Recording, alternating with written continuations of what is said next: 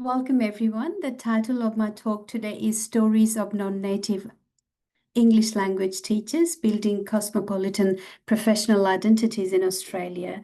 So, unlike traditional academic presentations, I'll be engaging in research storytelling today with you in a dialogic way. So, sharing background, narratives, posing questions, and offering provocations for you to reflect on and respond to towards the end of the session. So, in the meantime, as you engage with the ideas, please feel free to jot down your thoughts in the booklet provided. This is the booklet, and I've given you the hard copies so we can return to them later. So, before I begin, just a brief acknowledgement. Some of the online images used today are included for illustrative and educational purposes in both the slides and the booklets. So, acknowledgement of the country and place. I begin by acknowledging the Wurundjeri Woi-wurrung people of the Kulin Nation, on whose unceded lands I live and work, and pay my respects to elders, past, present, and emerging. So, their languages and knowledges continue to shape education in Australia today. I also recognize this space as a place deeply entwined with histories of empire, migration, and multilingual exchange. So it is on such grounds that we gather across borders and traditions to reflect on language, identity, and education can move us toward more just and cosmopolitan futures. So when language held the keys, before we begin, I wanted to travel back to the first time you realized that language could both open and close doors for you. So hold that moment, the place, the people, the sensations in your body, in your affective embodied mind. Was it a welcome or a dismissal? Who held the power in that space? How did your voice sound and how did it feel in your body? So, in a moment, we'll place that memory alongside the stories I'm about to share. Trajectories and identity work.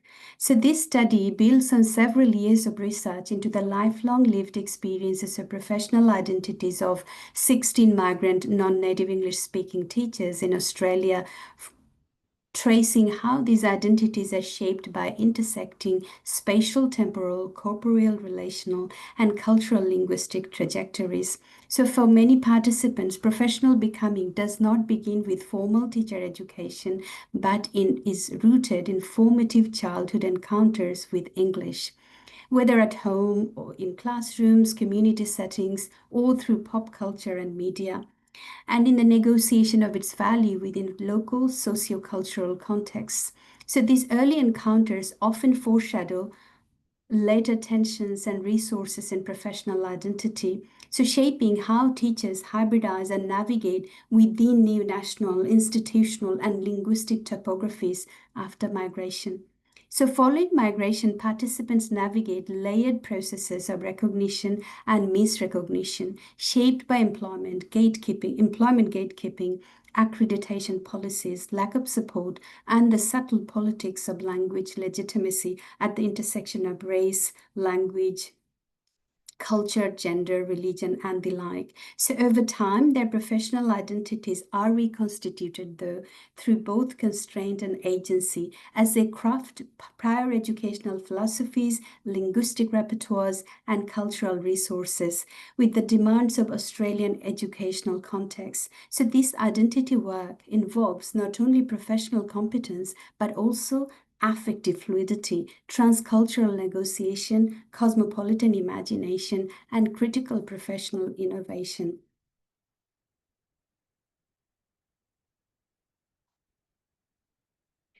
Contribution, theory, and impact. So, drawing on hermeneutic phenomenology and narrative inquiry, the study produces the open ended and unsealed empirical theory, the hybrid professional becoming, which views non native English speaking teachers' professional identity formation as a fluid, non-linear process involving transnational memory, affective labor, and strategic onto epistemic creativity.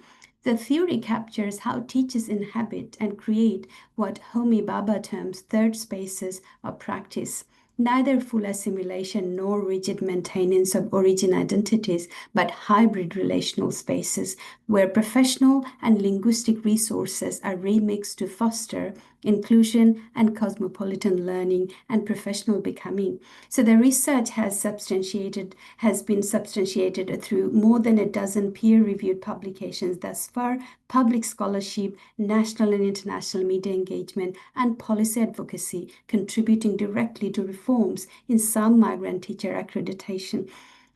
So, by combining rich empirical narratives with sociocultural and critical applied linguistics, feminist, post-colonial, post-structural, delusion-guattarian, hermeneutic, phenomenological, and cosmopolitan theoretical traditions, the study unravels the complex, iterative, and future oriented nature of professional identity among immigrant non native English speaking teachers, foregrounding its implication for more inclusive and socially just educational systems. So the thesis was graded exceptional and awarded the Molly Holman Medal in Education in 2024 at Monash University, one of the most prestigious awards in educational research in Australia. So in this award, each recipient is recognized for the excellence of their thesis and the significant contribution to and publication and impact of their research. Now this story. The needle and the seam. The air in the training room smelled faintly of instant coffee and the tang of fresh whiteboard markers, that chemical sweet scent of a space meant for thinking, but bound by its own rituals. Mahati sat upright in her chair, the laminated job advertisement folded with surgical precision in her lap. It still bore the faint brown ring from her morning tea, an unintentional watermark on a document already marked by something heavier. The words native speakers only had been carried in red ink weeks earlier, not by her own hand, but by a well meaning friend who thought it important she see the barrier before she collided with it. She stared at those words now, almost as if she could weaken their authority through the quiet pressure of her gaze. When the panel asked her to say something in your language, the request slid into the room like a fine needle, almost painless, yet invasive enough to leave a trace. This was affect in its sharpest register, the bodily jolt that precedes the tidy work of thought. Beneath it, rising like an undertow, was desire. Not simply to belong, but to belong without bending herself into a narrower shape. She smiled, holding the pause just long enough to reclaim the space, and then spoke in English, her voice carrying the cadence and music of her first tongue. Later, she'd name that moment as living in what Homi Bhabha calls the third space, a place where contradiction is not a wound to be stitched up, but a seam that can hold two fabrics together without erasing either. Holding your cadence. So when Mahati smiled and spoke English in the music of her first tongue, she was deliberately claiming space. See, if you were in her seat, would you have met the request? Or reshape the moment to hold your own cadence, your own third space? Think of your first tongue, language, dialect, or way of speaking, and how it fares in your professional spaces. Have you ever been asked to perform your identity in a limiting way? Did you comply or redirect the space to fit you? And if you could reshape it now, what would your third space sound like? Brick by idiom. Carlos stood at the back of his classroom, leaning against a filing cabinet dented by years of moving and removing. Before him, students clustered in groups around the idioms gallery, pinned to the wall, laminated slips of paper carrying English idioms surrounded by their handwritten equivalents in Vietnamese, Arabic, Mandarin, Dari. Some students giggled at the strangeness of literal translations, while others argued over which phrase best caught the shape of an idea. Here, affect was laughter, the sudden, shared spark of recognition when a word lands in your own linguistic terrain. And desire, for Carlos, it was the wish for this to be normal in every Australian classroom, a world where translanguaging wasn't a temporary tactic but a sustained ethos. As Mikhail Bakhtin would say, the classroom had become a polyphony, multiple voices, none flattened into background noise. Carlos liked to imagine that if the education department walked in unannounced, they would see more than paper on a wall. They would witness the architecture of inclusion taking form in real time, brick by idiomatic brick. Echoes of belonging. Carlos's gallery made the classroom polyphonic, a space where every language found its place in the chorus. Now imagine your own learning space, professional or otherwise, alive with the languages that have shaped you. What would be on your wall? Which phrases or idioms would you contribute and why? Think of a proverb from your childhood that still guides you, a phrase you've heard at work that made you feel included or excluded, an expression that doesn't quite translate but carries deep meaning for you, a word whose sound, rhythm, or humor you've always loved. Mahati's sharper edges formed in the quarter corners of the staff room. One afternoon, over the tinny hum of the microwave reheating someone's lunch, a student told her, "You don't look like a real English teacher." The sting was immediate, affect again, but this time laced with a heavier weariness. She heard her father's voice from years ago in Punjab.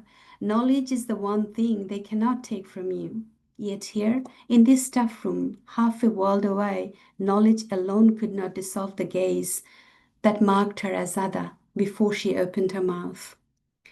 Her desire crystallized to become the kind of teacher who could bend, stretch, and subtly tilt perceptions, not only in defense of her own dignity, but for every student.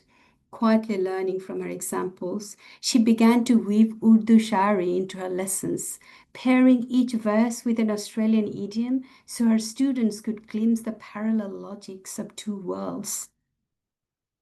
Every pairing became a small act of resistance, a delusion becoming other. Neither assimilation nor rejection, but a rhizomatic multiplicity of identity into unexpected and ever unfolding shapes. Not mimicry, multiplication. This moment surfaced in a cramped CELTA training room, even after completing a Master of TESOL in Australia, where the air conditioning hummed louder than the conversation. The facilitator suggested that multilingual teachers speak more Aussie to better fit into the school culture. The comment hit with a peculiar heat. T felt her jaw tighten, the affective flicker of irritation running quicksilver under her skin. In its wake came desire, urgent and unapologetic, to carve out spaces where her hybrid English accent wasn't a deficit to be managed, but a sonic layer of cosmopolitan identity, an unfinalized process. She imagined a professional world where teachers could speak in the full range of their lived voices, where transdisciplinarity drew not only from linguistics and education, but also from migration experiences, mother tongues, and community knowledges, where her work was not about mimicry, but about multiplication, albeit with a touch of ambivalence. Quiet solidarities. So over months, their orbits began to overlap. Conference hallways, faculty Facebook groups, the whispered solidarities of staff rooms, they recognized themselves in each other's stories, even when their languages, routes of migration, or educational systems differed. This was solidarity as affect. The quiet warmth of knowing that your struggles are mirrored in someone else's survival. Always becoming orbits, not lines. So, in the hybrid professional becoming approach, their trajectories were not straight lines but spirals, looping through mobility, othering, affect and desire, cosmopolitanism, and imagination. So, every crossing shifted the spiral, a student asking to lean, a greeting, learn a greeting in Punjabi, a colleague inviting Carlos to co-design a lesson, T speaking at a symposium on accented English, Laura publishing her reflections on translanguaging as teacher education praxis. So some changes were almost invisible to an outsiders. Others were seismic, cracking open spaces in which policy and teacher professional work could be reimagined. Mahati's pity on inclusive hiring sent ripples beyond her school. Carlos's gallery project was adopted in two neighboring districts, and T's refusal to speak more Aussie became a workshop case study on linguistic legitimacy. There is no neat resolution here, though. In Baba's third space, or perhaps more accurately, in the hybrid and tangled spaces they co create, closure is neither possible nor the point. Their work moves in tides, advancing, receding, returning with new sediment. They remain in motion, propelled by the push and pull of desire, affect, building classrooms and careers that resist the tidy binaries of native and non-native, insider and outsider. And if you're to ask them mid-spiral what they are becoming, they might smile, as Mahati once did in that interview room, and answer, exactly who we already are, and more. So you're and more in motion. So what might that and more mean for you in your own professional becoming? Is it a skill you have recently gained or one you have learned to value differently? A form of cultural or social capital like networks, reputation, or shared language, a shift in how you're seen by students, colleagues, or your community, or perhaps a new way of producing or holding your identity, part of an accumulative process or perpetual professional becoming. Think of a moment where you felt your role expanding, not because of a formal title, but because of what you had lived, learned, shared.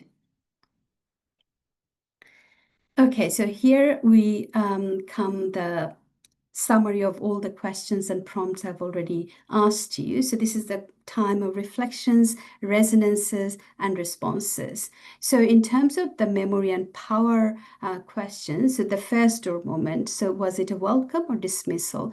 Who held power line? So for me, it was dismissal. The interviewer's question carried power. And third space or cadence question in Mahati's said, comply or reshape. What would your cadence sound like? So in Mahati's said, reshape maybe. So my cadence now carries my first tongue with pride. Chorus or wall question. Your space alive with languages. So what's on your wall? Idiom, proverb, untranslatable, favorite word, etc.